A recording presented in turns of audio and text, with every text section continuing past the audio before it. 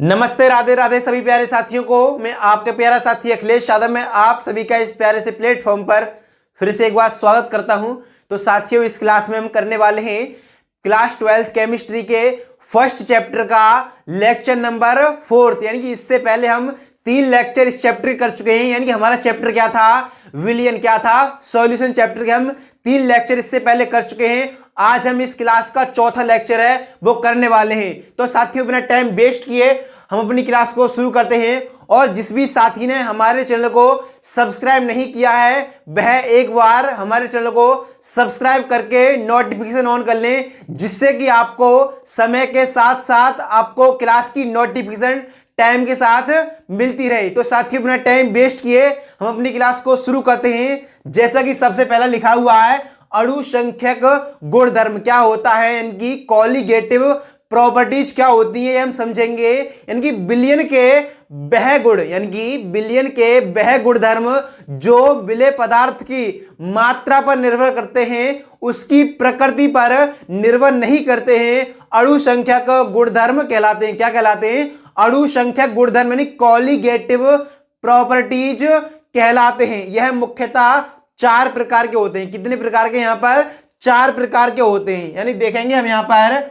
अणु संख्यक गुणधर्म क्या है, विलियन के क्या है, सॉल्यूशन के वे गुणधर्म जो विलेय पदार्थ की मात्रा पर निर्भर करते हैं, उनकी प्रकृति पर निर्भर नहीं करते हैं। क्या कहलाते हैं? अणु संख्यक गुणधर्म। क्या कहलाते हैं? अणु संख्यक गुणधर्म कहलाते हैं। क्या कहलाते हैं? अणु संख्यक गुणधर्म कहलाते हैं। विलियन के अणु संख्यक गुणधर्म निम्नलिखित इस प्रकार हैं। क्या है? इस प्रकार हैं। नंबर 1 है वाष्प दाब का आपेक्षिक अवनमन। क्या है? वाष्प दाब में आपेक्षिक अवनमन। दूसरा है क्वथनांक में उन्नयन। क्या है? क्वथनांक में उन्नयन। क्या है? क्वथनांक में उन्नयन। तीसरा क्या है? हिमांक में अवनमन। क्या है? हिमांक में अवनमन। उसके बाद चौथा क्या है? परासरण दाब। क्या है? परासरण दाब। क्या है? परासरण दाब। तो इन साथियों, इनको हम अब डिटेल में आगे समझेंगे। यानी कि जो बिलियन के अणुसंख्यक गुणधर्म थे वो हमने समझ लिया। यानी बिलियन के अणुसंख्यक गुणधर्म क्या क्या होते हैं ये हमने देखा। यहाँ पर नंबर 1 है वाष्प दाब में आपेक्षिक अवनमन। क्या है? वाष्प दाब में आपेक्षिक अवनमन। दूसरा है क्वथनांक में उन्नयन। क्या है? क्वथनांक में उन्नयन। तीसरा था हिमांक में अवनमन। फोर्थ क्या है? फोर्थ है परासरण दाब। यानी कि हमने समझा था सबसे पहले अणु संख्यक गुणधर्म। क्या है? अणु संख्यक गुणधर्म क्या था? विलियन के वे गुणधर्म जो विलेय पदार्थ की मात्रा पर निर्भर करते हैं, उनकी प्रकृति पर निर्भर नहीं करते हैं। यानी कि उनकी प्रकृति है वो कैसी भी हो, इससे इन्हें कोई मतलब नहीं है। क्या कहलाते हैं? विलियन के अणु संख्यक गुणधर्म कहलाते हैं। क्या कहलाते हैं? विलियन के अणु संख्यक गुणधर्म कहलाते हैं। नंबर 1 था वाष्प दाब में अवनमन। इसी प्रकार से चारों थे। उसके बाद नेक्स्ट देखेंगे। नेक्स्ट क्या है? वाष्प दाब में आपेक्षिक अवनमन। क्या है? वाष्प दाब में आपेक्षिक अवनमन। इसको हम समझेंगे। क्या है वाष्प दाब में आपेक्षिक अवनमन? तो लिखा हुआ है किसी विलायक में। क्या है? किसी विलायक में अवाष्पशील। क्या है? किसी विलायक में अवाष्पशील विलेय मिलाने पर प्राप्त विलियन के वाष्प दाब का आपेक्षिक अवनमन उसमें उपस्थित विलेय पदार्थ के मोल प्रवाह यानी मोल फ्रैक्शन के बराबर होता है। इसे ही वाष्प दाब में आपेक्षिक अवनमन कहा जाता है। क्या कहा जाता है? विलेय पदार्थ में आपेक्षिक अवनमन कहा जाता है। क्या कहा जाता है? वाष्प दाब में आपेक्षिक अवनमन कहा जाता है। जैसे कि लिखा हुआ है P not be minus P upon P not be बराबर x से। x a का मतलब क्या है? यहाँ पर विलेय का मोल प्रवाह। क्या है? विलेय का मोल प्रवाह। P नॉट बी का मतलब क्या है? यहाँ पर विलायक का वाष्प दाब। और P का मतलब क्या है? विलियन का वाष्प दाब। क्या है? विलियन का वाष्प दाब। P का मतलब क्या होता है? प्रेशर। यानी P से क्या होता है? प्रेशर एंड दाब। क्या होता है? दाब। उसके बाद x a का मतलब मैंने आपको बताया था अभी। क्या है? विलेय का मोल प्रवाह। x भी होता तो क्या होता? विलायक का मोल प्रवाह। क्या होता? विलायक का मोल प्रवाह। x से बराबर होता है क्या होता है? Small n upon small n plus capital N। क्या होता है? विलेय का मोल प्रवाह क्या होता है? विलेय के मोलों की संख्या बटे विलेय के मोलों की संख्या प्लस विलायक के मोलों की संख्या। यहां लिखा हुआ है जहां पी नॉट बी क्या है, पी नॉट बी विलायक का वाष्प दाब, पी बराबर विलयन का वाष्प दाब और एक्स के बराबर क्या है, विलेय पदार्थ का मोल प्रवाह। क्या है, विलेय पदार्थ का मोल प्रवाह। उसके बाद नेक्स्ट देखेंगे, नेक्स्ट क्या है हमारा, नेक्स्ट है क्वथनांक में उन्नयन। क्या है, क्वथनांक में उन्नयन समझेंगे हम। क्वथनांक में उन्नयन क्या होता है ये देखेंगे, क्या है क्वथनांक में उन्नयन। ठीक है, लिखा हुआ है किसी विलायक में कोई अवाष्पशील क्या है, अवाष्पशील विद्युत अनअपघट्य मिलाने पर उसके क्वथनांक में वृद्धि हो जाती है। क्या हो जाती है, उसके क्वथनांक में वृद्धि हो जाती है। क्या होती है, उसकी मात्रा जो है वो बढ़ जाती है। क्या होता है, वृद्धि हो जाती है। यह वृद्धि यानी कि यह वृद्धि ही क्वथनांक में उन्नयन कहलाती है। यह वृद्धि क्या कहलाती है, क्वथनांक में उन्नयन कहलाती है। यानी कि जो विलायक में मतलब अवाष्पशील विद्युत अनअपघट्य मिलाया जाता है तो क्या हो जाता है, मिलाने पर उसके क्वथनांक में वृद्धि हो जाती है। क्या हो जाता है, क्वथनांक में जो होता है वह वृद्धि हो जाती है। यह वृद्धि ही क्या कहलाती है, क्वथनांक में उन्नयन। उन्नयन का मतलब क्या होता है, बढ़ना। क्या होता है, बढ़ना। और अवनमन का मतलब होता है घटना। ठीक है, क्या कहलाता है यहां पर, क्वथनांक में उन्नयन कहलाती है। क्वथनांक में उन्नयन बराबर क्या होता है, क्वथनांक में उन्नयन बराबर है विलयन का क्वथनांक माइनस विलायक का क्वथनांक। क्या है, क्वथनांक में उन्नयन बराबर है विलयन का क्वथनांक माइनस विलायक का क्वथनांक। क्या है, विलायक का क्वथनांक। तो यहां देखेंगे, यहां पर डेल्टा टीवी बराबर है TV minus T not be. क्या है, डेल्टा टीवी बराबर है TV minus T not be. TV का मतलब क्या है, विलयन का क्वथनांक, और टी नॉट बी का मतलब क्या है, विलायक का क्वथनांक। क्या है, विलायक का क्वथनांक। उसके बाद हम देखेंगे क्या है, क्वथनांक में उन्नयन का विलेय के मोलर द्रव्यमान से निम्नलिखित संबंध है। यानी कि इसका जो विलेय का मतलब क्या है, विलेय का मोलर द्रव्यमान और क्वथनांक में उन्नयन का ये संबंध है वो हम देखेंगे।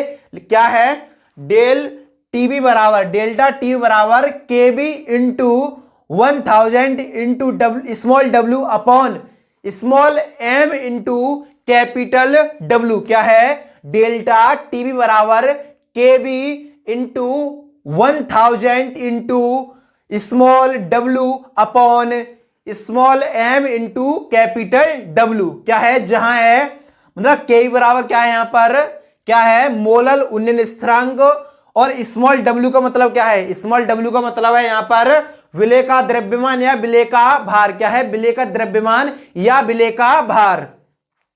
और कैपिटल डब्ल्यू का मतलब है यहां पर विलायक का द्रव्यमान। क्या है, विलायक का द्रव्यमान।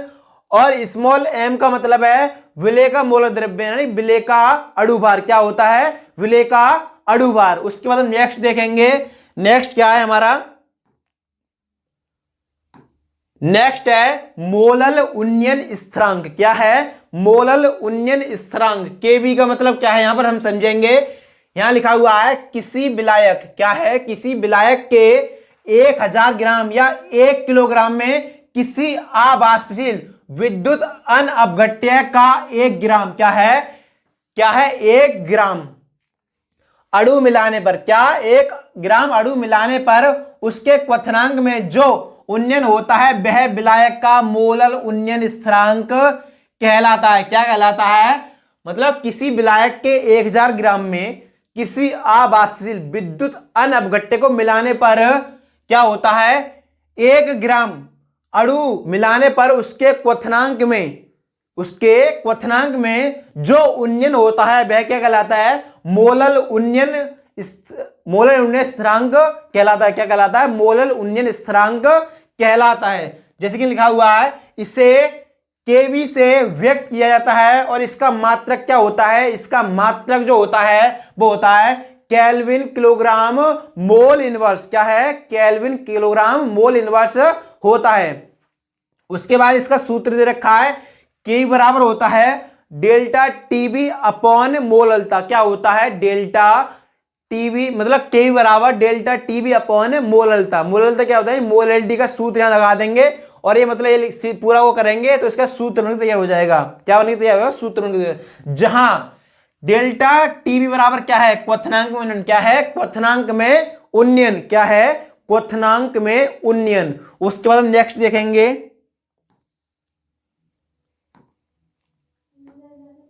नेक्स्ट है हिमांक में अवनमन। क्या है, हिमांक में अवनमन हम समझेंगे क्या है, किसी विलायक में अबाष्पशील, क्या है, अबाष्पीय पदार्थ मिलाने पर प्राप्त द्रव का हिमांक शुद्ध विलायक से, यानी कि क्या दे रखा है, किसी विलायक में अबाष्पशील पदार्थ मिलाने पर प्राप्त द्रव का हिमांक शुद्ध विलायक के हिमांक से कम हो जाता है। क्या हो जाता है, हिमांक से क्या हो जाता है, कम हो जाता है, कम हो जाता है। यह अंतर हिमांक का अवनमन कहलाता है। क्या कहलाता है, यह अंतर जो होता है वो क्या कहलाता है, हिमांक का अवनमन कहलाता है। और इसे डेल्टा टीएफ से व्यक्त किया जाता है। किससे, डेल्टा टीएफ से व्यक्त किया जाता है। किससे व्यक्त किया जाता है, डेल्टा टीएफ से। यानी कि हिमांक अवनमन का मतलब क्या है, हिमांक में कमी हो रही है, और उन्नयन का मतलब होता है बढ़ना। क्या होता है, बढ़ना, और अवनमन का मतलब कम होना। उसके बाद समझेंगे आगे, हिमांक में अवनमन बराबर है विलायक का हिमांक माइनस विलयन का हिमांक। क्या है, हिमांक में अवनमन बराबर है विलायक का हिमांक माइनस विलयन का हिमांक। सूत्र दे रखा है यहां पर, डेल्टा टीएफ बराबर के एफ इंटू मोललता। क्या है, डेल्टा टीएफ बराबर के एफ इंटू मोललता। क्या है, मोलैलिटी।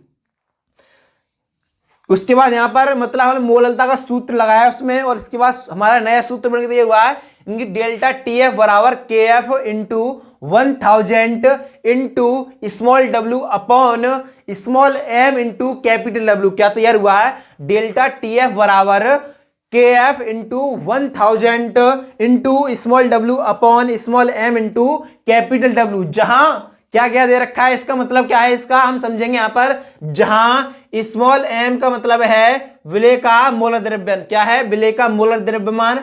और जहां के एफ का मतलब क्या है, मोलल अवनमन स्थिरांक। क्या है, मोलल अवनमन स्थिरांक। और स्मॉल डब्ल्यू का मतलब है यहां पर विलेय का भार या विलेय का द्रव्यमान। उसके बाद कैपिटल डब्ल्यू का मतलब यहां पर विलायक का भार या विलायक का द्रव्यमान। उसके बाद दे रखा है डेल्टा टीएफ का मतलब है हिमांक में अवनमन। क्या है, हिमांक में अवनमन। उसके बाद नेक्स्ट समझेंगे, नेक्स्ट क्या दे रखा है, नेक्स्ट है मोलल अवनमन स्थिरांक। क्या है, मोलल अवनमन स्थिरांक क्या होता है हम समझेंगे।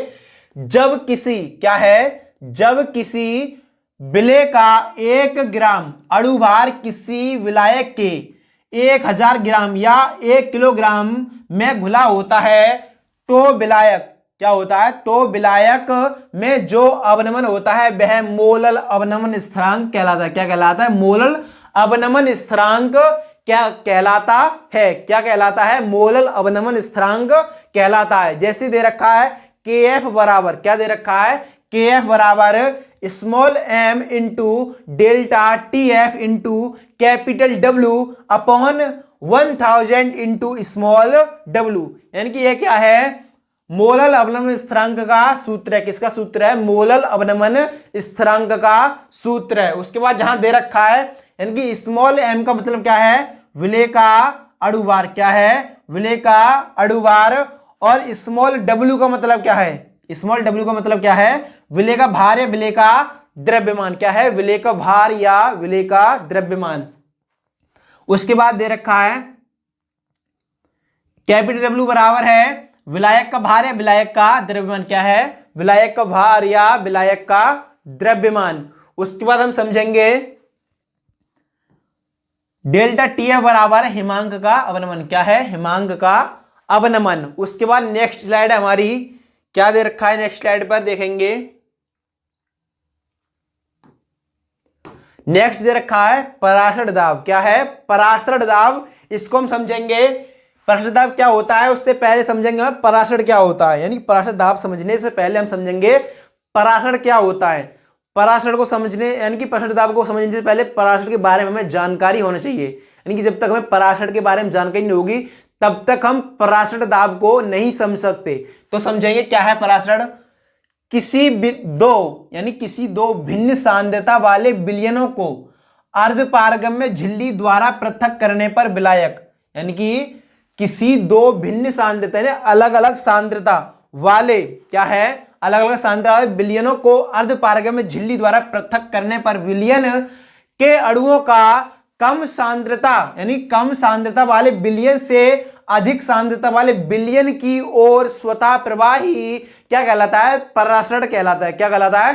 परासरण कहलाता है। दे रखा है किसी दो भिन्न सांद्रता वाले विलयनों को अर्धपारगम्य झिल्ली द्वारा पृथक करने पर विलायक के अणुओं का कम सांद्रता वाले विलयन से अधिक सांद्रता वाले विलयन की ओर स्वतः प्रवाही यानी अपने आप प्रवाही परासरण यानी कि एटमॉस्फेयर कहलाता है। क्या कहलाता है? परासरण कहलाता है। क्या कहलाता है? परासरण कहलाता है। परासरण की क्रिया, उसके बाद हम समझेंगे परासरण दाब। क्या समझेंगे? परासरण दाब यानी कि परासरण की क्रिया क्या है? परासरण की क्रिया को रोकने के लिए यानी कि परासरण की क्रिया को रोकने के लिए विलयन पर लगाया गया न्यूनतम बाह्य दाब ही परासरण दाब कहलाता है। क्या कहलाता है? यानी परासरण की क्रिया को रोकने के लिए क्या किया जाता है?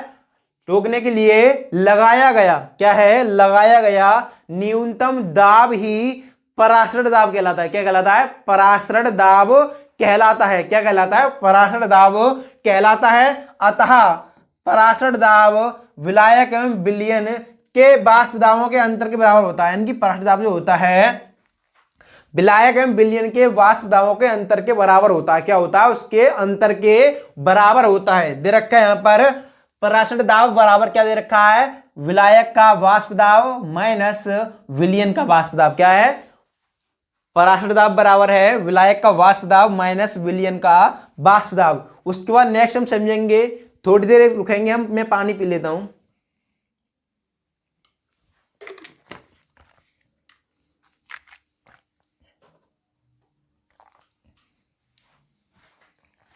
उसके बाद नेक्स्ट हम देखेंगे, नेक्स्ट इसका सूत्र है परासरण दाब का सूत्र क्या होता है हम देखेंगे यहां पर। Pv बराबर है nRT। क्या है? P बराबर nRT। इसे हम दूसरी तरह से भी लिख सकते हैं। कैसे लिख सकते हैं? दूसरी तरह से लिखेंगे तो P बराबर हो जाएगा n की जगह क्या हो जाएगा? यानी कि n क्या होता है? मोलों की संख्या। उसकी जगह हम लिख लेंगे भार बट्टे अणु भार इंटू क्या है? RT। क्या है? Small w upon cap small m into क्या है? RT। उसके बाद दूसरी तरह से और लिखेंगे इसे तो P बराबर लिखेंगे n upon v into RT। यहां क्या है? P बराबर क्या है? परासरण दाब। क्या है? परासरण दाब। जहां दे रखा है P बराबर परासरण दाब, n बराबर मोलों की संख्या दे रखी है, V बराबर क्या है? आयतन जो कि लीटर में क्या किस में दे रखा है? लीटर में। और T का मतलब क्या है? टेम्परेचर नहीं ताप। क्या है? ताप। और R का मतलब क्या है? यहां पर स्थिरांक। R जो होता है एक स्थिरांक होता है जिसका वैल्यू कितनी होती है? यानी कि इसकी वैल्यू कितनी होती है? 0.082 वायुमंडलीय लीटर प्रति केल्विन प्रति मोल। कितनी होती है? 0.0821 वायुमंडल लीटर प्रति केल्विन प्रति मोल। यानी कि जो हम इसके ऊपर कोई ऐसे न्यूमेरिकल आता है तो हमें ये वैल्यू की जरूरत पड़ती है। यानी कि इसका हम आर का मान कहीं से ऐसे उठा के नहीं ले सकते। इसमें मतलब नहीं दिया है न्यूमेरिकल में तो हमें यही वाला लगाना है। यानी क्या लगाना है? हमें ये वाली वैल्यू लगानी होती है। अगर हम ये वैल्यू लगाएंगे तो इसका सटीक मान नहीं निकल के आ पाएगा। किसका? परासरण दाब का। तो साथियों उसके बाद नेक्स्ट हम देखेंगे, नेक्स्ट है परासरण तथा विसरण में अंतर। क्या है? परासरण तथा विसरण में अंतर। तो हम समझ लेते हैं इसके अंतर को, उसके बाद हम क्लास को एंड करेंगे। और इससे मतलब इसके बाद हम मतलब आपके लिए क्लास और लाएंगे इस चैप्टर की। उसके बाद मतलब 3 चैप्टर होने के बाद जिन जिन चैप्टर में न्यूमेरिकल है उनका चैप्टर का पूरा मतलब जितने 3 चैप्टर हैं उनमें न्यूमेरिकल हैं, उन्हीं सभी का न्यूमेरिकल का एक वन शॉट आएगा। यानी कि आपको पूरे one shot important board exam की दृष्टि से वो आपको एक ही वीडियो मिल जाएंगे। किसमें? एक ही क्लास में पूरे न्यूमेरिकल हैं वो मिल जाएंगे। कम से कम 20-25 न्यूमेरिकल लाऊंगा। वो आपके बोर्ड एग्जाम में 10 से 12 नंबर के आते हैं, जिससे कि आपके 10 से 12 नंबर एकदम पक्के हो जाएं। क्या हो जाएं? पक्के हो जाएं। और को सूत्र आपको याद रखना है। यानी कि जब तक आपको सूत्र याद नहीं होगा तब तक आप न्यूमेरिकल सॉल्व नहीं कर सकते। क्या कर नहीं कर सकते? न्यूमेरिकल सॉल्व करने के लिए आपको सूत्र पता होनी चाहिए और न्यूमेरिकल की भाषा समझ में आनी चाहिए। यानी कि वो क्या बोल रहा है वो हमें समझ में आना चाहिए। यानी ये नहीं आप पढ़ते जा रहे हैं उसका यही नहीं पता पड़ रहा है हमें क्या इसमें निकालना है यानी क्या क्या दे रखा है, सबसे पहले उसे ध्यान से पढ़ें, उसके बाद उसमें सूत्र अप्लाई होता है। क्या होता है? सूत्र अप्लाई होता है। तो हम समझ लेते हैं यहाँ पर पराशर और विसरण में अंतर दे रखा है। पराशर में अर्धपारगम्य झिल्ली होती है। क्या होती है? पराशर में जो होती है वो अर्धपारगम्य झिल्ली की आवश्यकता होती है। क्या होती है? यानी कि जो पराशर की क्रिया जो होती है उसमें अर्धपारगम्य झिल्ली की आवश्यकता होती है। क्या होती है? अर्धपारगम्य झिल्ली की आवश्यकता होती है। जबकि विसरण में अर्धपारगम्य झिल्ली की आवश्यकता नहीं होती है। यानी कि इसमें जो होता है विसरण में, उसमें अर्धपारगम्य झिल्ली की आवश्यकता नहीं होती है। पराशर में विलायक के कणों का प्रवाह एक दिशा में होता है। यह मतलब क्या होता है? ये पराशर में जो होता है विलायक के कणों का प्रवाह एक दिशा में होता है। यानी कि यहाँ विलायक के रूप में क्या आ जाएगा? इस जल ले लेंगे, यानी विलायक जो होता है वो जल आ जाएगा एक तो विलायक के रूप में, और मतलब विलय के रूप में तो अलग अलग हो सकती है, नमक होता है, चीनी भी होती है, अलग अलग चीज ले सकते हैं, और विलायक के रूप में जल हम ले लेंगे। ठीक है। उसके बाद है विसरण में, यानी कि विसरण में कणों का प्रवाह दोनों दिशाओं में होता है। यानी कि इसमें कोई दिशा निर्धारित नहीं होती है, दोनों दिशाओं में होता रहता है। जबकि पराशर में ऐसा नहीं है। पराशर में जो होता है विलायक के कणों का प्रवाह जो होता है एक ही दिशा में होता है, यानी इधर को चल रहा है तो इधर को ही चलेगा, अगर इधर को चलेगा तो इधर को ही चलेगा, यानी एक ही साइड को चलेगा। और विसरण में ऐसा नहीं है। विसरण में तो इधर को भी चल सकता है, उधर को भी चल सकते हैं, दोनों तरफ को इसमें चल सकता है। उसके बाद हम देखेंगे यह केवल क्या है? यह केवल द्रव अवस्था में हो सकता है। किसमें हो सकता है? यह केवल द्रव अवस्था में हो सकता है। यानी कि पराशर जो होता है वो पराशर क्रिया होती है वो होती है द्रव अवस्था में। जब द्रव अवस्था होगी तभी पराशर की क्रिया हो सकती है। उसके बाद है यह ठोस, द्रव तथा गैस तीनों अवस्थाओं में हो सकता है। यानी विसरण जो होता है वह ठोस में भी हो सकता है, द्रव में भी हो सकता है, गैस में भी हो सकता है, लेकिन पराशर केवल द्रव अवस्था में होगा। यानी कि पराशर क्रिया होगी वो द्रव अवस्था में होगी, यानी कि गैस में नहीं होगी और ठोस में भी नहीं होगी। क्योंकि विसरण जो होगा वो दोनों में हो जाए, तीनों में हो जाएगा, गैस में भी, ठोस में भी और द्रव में भी। उसके बाद नेक्स्ट हम देखेंगे, नेक्स्ट क्या है?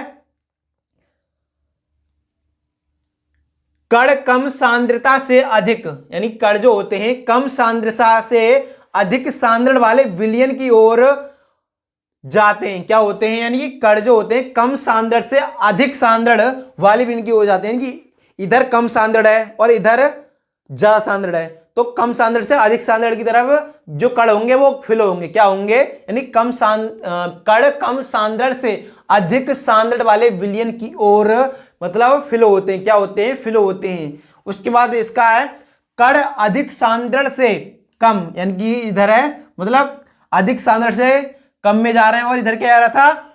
कम से अधिक में। कह रहे कम से अधिक में, यानी इसका अपोजिट ये क्या है? इसका अपोजिट है। यानी कम कण अधिक सांद्रण से कम सांद्रण वाले विलयन की ओर जाते हैं। किसकी? विलयन की ओर जाते हैं, फ्लो करते हैं या फ्लो करते हैं। जैसे कि पराशर का उदाहरण है पानी सोखने वाले पौधों की जड़ें, पराशर का प्राकृतिक उदाहरण है। यानी कि पानी सोखने मतलब पानी सोखने वाली पौधों की जड़ें पराशर का प्राकृतिक उदाहरण, नेचुरल एग्जाम्पल है। क्या है? नेचुरल एग्जाम्पल है। दूसरा है किशमिश का जल में फूलना, यानी किशमिश जो होती है जल में फूलती है वह किसके द्वारा होता है? वो होता है किसके द्वारा? पराशर की क्रिया के द्वारा। किसके द्वारा?